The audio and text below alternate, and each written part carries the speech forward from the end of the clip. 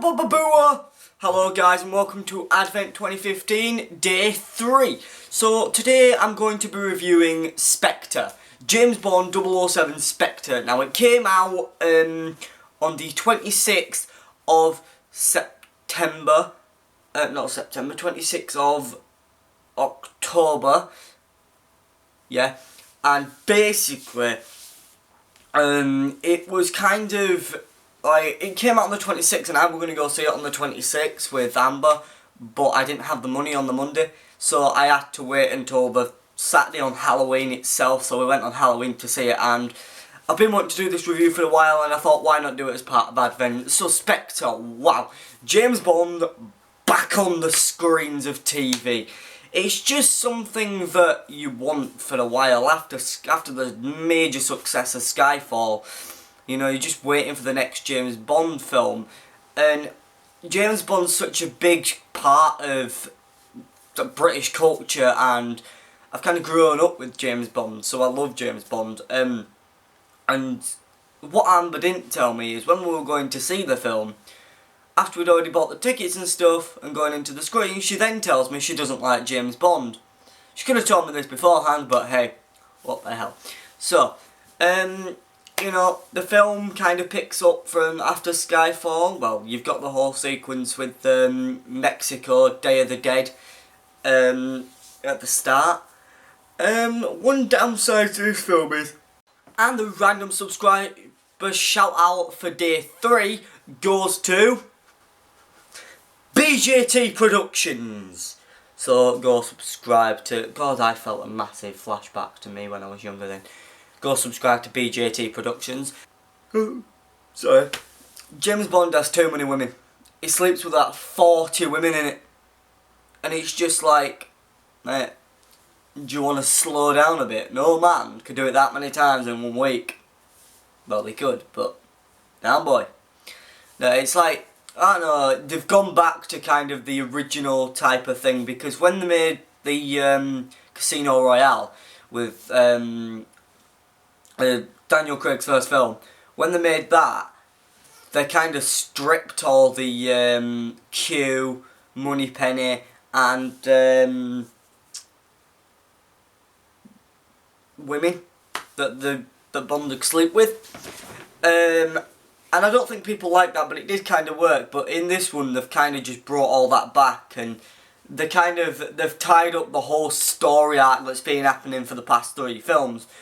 And it's just so good, you know. I'd go watch it again, but I'm going to buy it when it comes out on DVD because, wow, love the film. So I'm yawning all the time. I'm tired.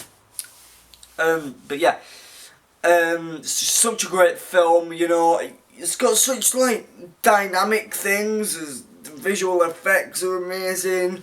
The storyline is perfect for a James Bond film. You've got so many nods to classic Bond, like the scene where Bond's tied in the chair and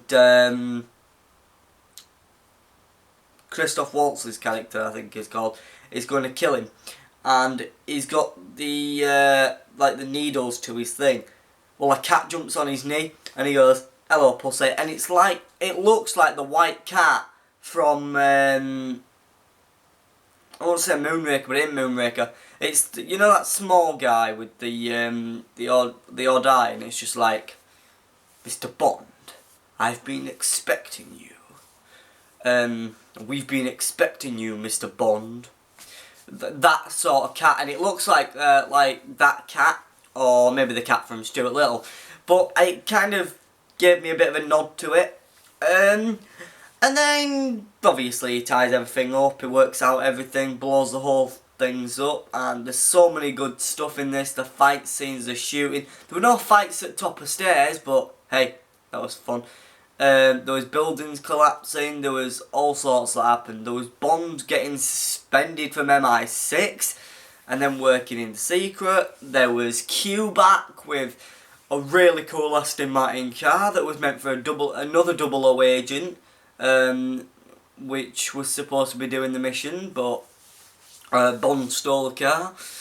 And I love the fact that Aston Martin actually made that car for James Bond, which is just amazing.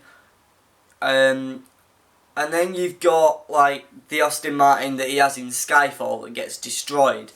They're fixing that, and by the end of the film it's fixed, and obviously he drives off in it at the end of the film, which I like the end of the film,